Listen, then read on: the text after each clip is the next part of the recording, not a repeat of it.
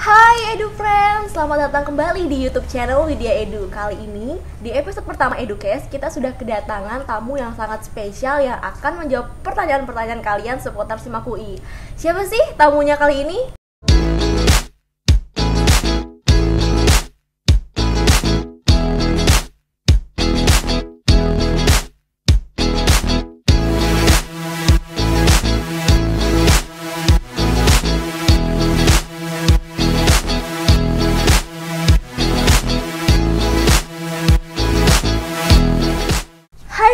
Halo Karina.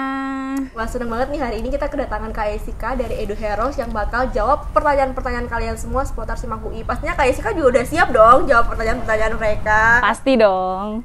Langsung aja nih Kak Jessica.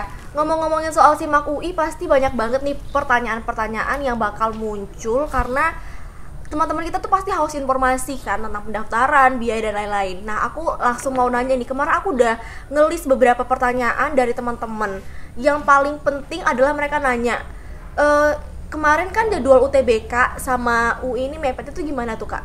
Itunya. Nah, pas banget nih Karina. Memang tahun ini kan pelaksanaan UTBK dengan SIMAK UI itu sangat berdekatan ya. Tapi teman-teman tenang aja karena SIMAK UI itu nanti pendaftarannya dimulai dari 19 Juli kemarin dan akan dilaksanakan di 5 Agustus. Jadi sebenarnya sih UTBK dan SIMAK UI itu masih bisa diatur gitu loh jadwalnya. Oh gitu.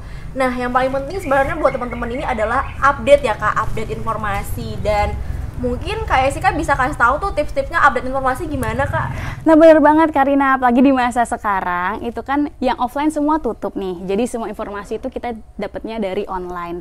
Contohnya nih kita bisa mantengin YouTube Widya Edu, atau juga Instagram Widya Edu atau sosmed Widya Edu lainnya yang juga pasti akan ngasih kamu update-update terbaru seputar SIMAK UI dan UTBK. Nah, kan kita tadi udah tahu tuh informasi pendaftaran, tanggalnya kan. Nah, pastinya nih Kak, kalau kita udah tahu tanggal, hal selanjutnya yang kepikiran itu adalah biaya pendaftarannya. Kalau ngomongin soal biaya pendaftaran UI ini sendiri tuh berapa Kak? Jadi tahun ini untuk yang daftar IPA dan IPS itu biaya pendaftarannya dikenakan Rp400.000. Tapi kalau misalnya kamu milih yang 3 jalur yaitu IPA, IPS, dan IPC, nanti kamu dikenakan biaya Rp500.000. Oh, berarti tuh hampir sama kayak sebelumnya gitu ya? Iya, benar banget. Jadi untuk biaya sih sama. Mungkin tahun ini yang bakal harus kita persiapan lebih adalah lebih ke soal-soalnya sih. Karena kan soal-soalnya itu biasanya kalau SIMAK UI itu kayak ada polanya gitu. Jadi soal tahun ini tuh bakal sama dengan tahun-tahun sebelumnya gitu. Penting banget tuh buat teman-teman catet ya, catet bener-bener kalau polanya itu hampir sama dengan tahun-tahun sebelumnya ya Kak? Bener banget. Nah, ngomongin pola soal, pasti ini penasaran banget nih, kuotanya tuh berapa sih yang bakal diterima di SIMAK UI ini? Nah, kalau untuk kuota, tahun ini tuh untuk S1 reguler dan paralel itu sama Karin.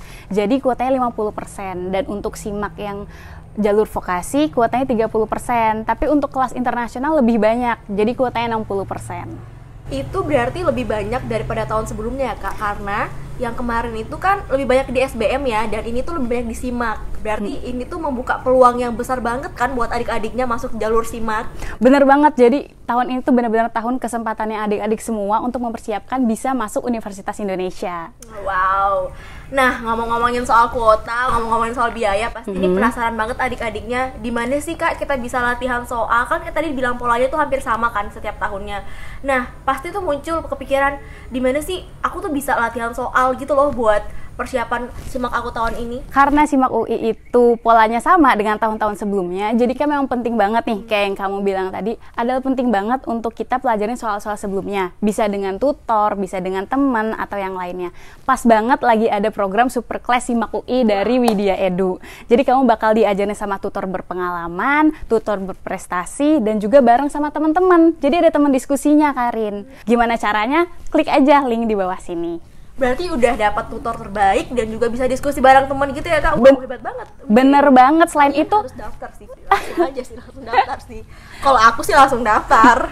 Kalau kita yang tes tahun ini sih fix banget langsung daftar ya Karin. Karena selain belajar, nanti ada fasilitas-fasilitas lainnya loh. Jadi bener banget, harus banget daftar segera.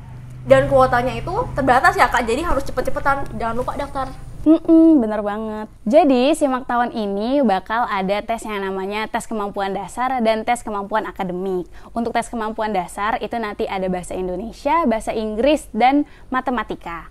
Dan kalau misalnya kamu milih jalur IPA, kamu bakal ketemu yang namanya biologi, kimia, fisika, dan matematika IPA. Tapi kalau misalnya kamu milih jalur IPS, kamu bakal ketemu yang namanya sejarah, geografi, sosiologi, dan ekonomi. Untuk sistem penilaiannya sendiri, kalau kamu benar, kamu bakal dapat plus 4. Tapi kalau kamu salah, kamu dapat minus 1. Oh, berarti strateginya itu harus bener-bener dimatengin gitu ya Kak. Jangan sampai kita tuh cuman mengejar nyelesain banyak soal tapi kita lupa kalau sistemnya tuh plus minus. Bener banget, makanya itu latihan soal itu sepenting itu loh untuk tahun ini. Kak, aku habis survei kan kemarin nih. Nah, terus tuh dari list pertanyaan ini tuh pertanyaan yang paling banyak banget ditanyain sama calon mahasiswanya UI. Apa tuh? Nah, jadi Kak, kan kalau lolos jalur SIMAK UI itu kan sama dengan jalur mandiri gitu ya. Nah, pastinya akan lebih mahal dong daripada jalur-jalur yang lainnya. Itu gimana tuh Kak? Bener banget Karin, jadi memang itu simpang siur soal uang gedung ataupun uang pangkal yang biasanya nominalnya gede banget. Tapi buat teman-teman yang milih jalur reguler, tenang aja karena UI itu ada yang namanya BOP berkeadilan, yaitu biaya operasional pendidikan berkeadilan, yang mana biaya kuliah kalian itu akan disesuaikan dengan kondisi finansial masing-masing. Jadi uang pangkal atau uang gedung itu hanya akan dikenakan ke teman-teman yang memilih kelas non-reguler. Wow, menarik banget ya infonya. Berarti kan sekarang teman-teman tuh udah tahu tuh, uang pangkal itu hanya berlaku jika teman-teman mengambil kelas di luar non-reguler. Nah, sekarang nih pastinya menarik banget kan, teman-teman udah sampai sejauh ini pasti ada hal lain lagi yang mau kasih tahu, yaitu bisa nggak sih Kak lintas jurusan di SIMAK UI ini? Untuk SIMAK UI tahun ini itu bisa banget lintas jurusan, makanya tadi ada yang IPA, ada yang IPS, dan ada yang juga IPC. Tapi kecuali jurusan FK dan FKG Karin, soalnya kan untuk FK dan FKG memang harus ijazahnya IPA. Bener jadi kayak gak lucu ya. Dia ngomong gitu. Oke, bener kok. Ya apa kayak nggak lucu ya. Siapa tahu ada loh yang pengen IPS semua FK kan. Iya, soalnya kan kalau misalnya FK itu kan otomatis di SMA kita juga harus belajar dasar-dasar IPA lah minimal. Bener banget. Ini ada lagi nih yang lebih, kalau dibilang lucu enggak, tapi lebih kayak kewas-was kali ya teman-teman ini. Nah, kalau misalnya ujiannya online kan, sekarang kan serba online karena kondisi saat ini kan. Nah, pastinya kita tuh kayak seuzon gitu loh. Kayak gimana ada yang tuh? berpikiran, nah nanti kalau misalnya online, nanti pakai joki dong, gimana tuh? Bener banget Karin, jadi memang banyak tuh yang punya ide-ide kayak gitu. Tapi kan Universitas Indonesia itu universitas terkemuka ya, iya kan? Jadi pasti dari pihak merekanya juga sudah well prepared untuk mempersiapkan kecurangan-kecurangan yang ada. Contohnya kayak misalnya bisa nggak sih kita tuh ngerjain sambil buka buku? Berarti kita bisa dong ngerjain sambil cari di Google. Berarti kita bisa dong ngerjain sambil diskusi dengan teman-teman. Nah, caranya untuk UI sendiri itu setiap soal itu akan dikasih waktu pengerjaannya. Gitu, jadi memang padat banget dan kamu juga harus cepat banget mengerjakannya gitu. Yang harus kamu siapkan adalah koneksi yang stabil.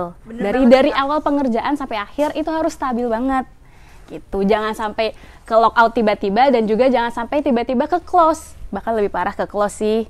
Bener banget, jangan sampai kalian tidak mempersiapkan koneksi internet yang bagus untuk SIMAK UI nanti.